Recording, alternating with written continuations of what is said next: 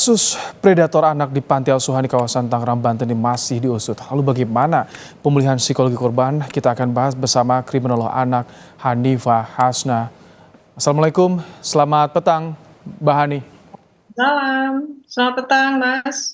Mbak Hani, panti asuhan tempat yang seharusnya jadi tempat berlindung bagi anak asuh, tapi ini ada peristiwa yang tentu miris sekali. Bagaimana harus menuntaskan kasus ini agar tidak terjadi, Mbak Hani?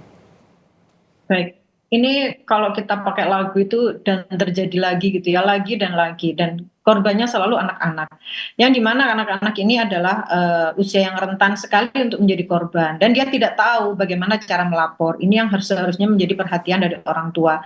Jadi menitipkan anak ke pesantren itu seharusnya mengetahui bagaimana mekanisme terkait dengan penjemputan atau pertemuan atau komunikasi. Ketika ada sebuah pesantren atau boarding school atau entah apa namanya sulit untuk menemui anak, sulit untuk berkomunikasi, ini berarti sudah ada pelanggaran-pelanggaran terkait dengan kedekatan dengan anak gitu ya, karena hak anak adalah dekat dengan orang tua. Karena ketika tidak boleh berkomunikasi, artinya anak ini ketika terjadi apa-apa orang tua tidak mengetahui. Nah biasanya ini berkedok dengan pemberian ilmu gitu. Ketika dia tidak manut, dia tidak nurut, maka ilmu itu tidak bisa masuk kepada siswa atau santri itu. Dan ini biasanya sudah terjadi turun-temurun sehingga semua anak di tempat itu sudah mengetahui, sama-sama tahu dan merasa bahwa ini adalah salah satu cara hidup di situ dan semua harus menerima. Artinya ada mereka menormalisasi hal ini.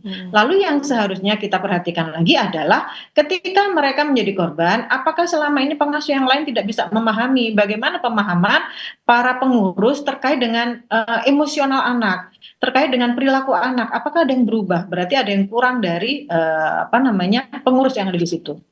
Ini kalau misalkan korban tadi Anda singgung, menormalisasi ini bagaimana? Pemulihan psikologis korban ini bagaimana nantinya, Mbak Hani? Iya, kalau pemulihan psikologis yang pertama adalah kita melakukan penerimaan terhadap emosionalnya, karena bagaimanapun juga korban ini pasti akan ketakutan. Jadi orang tua, pihak sekitar, mungkin dari kementerian dan semua orang nih, terutama orang-orang yang dekat, ini harus menerima si anak ini secara psikologis, memberi dukungan bahwa dia tidak bersalah, yang bersalah adalah pelaku, gitu ya, karena mereka akan kehilangan harga diri, mereka akan ketakutan, bahkan mungkin mereka ada rencana untuk bunuh diri karena mereka sangat-sangat malu dengan kondisi yang sudah terjadi.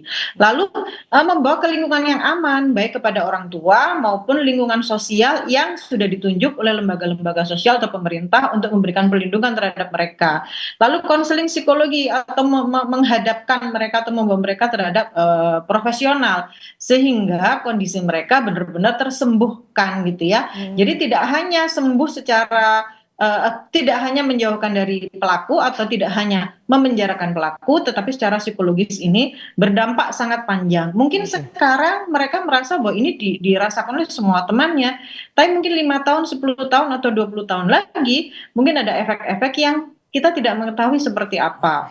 Lalu yang terakhir adalah pemberian rasa percaya diri, karena yang tadi saya sampaikan ketika mereka menjadi korban, pastinya mereka akan mengalami kerusakan emosional gitu ya, permasalahan emosional yang membuat mereka menjadi tidak berdaya, tidak berguna, tidak berharga, apalagi ada stigma dari masyarakat. Mbak Hani, aturan seperti apa yang diperlukan untuk bisa mengawasi sekolah yang memiliki sistem boarding school, menginap, seperti apa agar orang tua juga bisa dapat informasi bagaimana kondisi keluarga mereka di sana?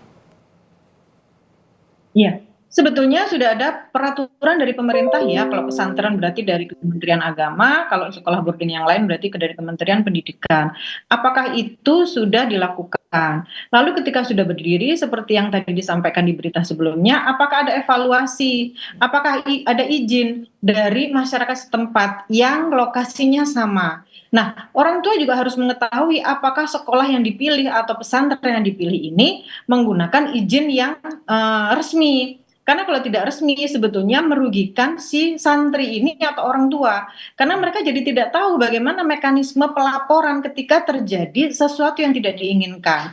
Lalu bagaimana selama ini mereka memberikan aturan-aturan kepada orang tua. Jangan-jangan ini hanya pesantren atau Tapi ini tempat-tempat panti yang asuhan, Mbak Hani. turun-temurun. Ini Ya. informasinya panti asuhan, bukan Oh pesantren. sorry, ini panti asuhan. Maaf. Ya. Jadi kalau panti asuhan sama seperti yang saya sampaikan tadi bahwa panti asuhan itu bagaimana dengan izinnya.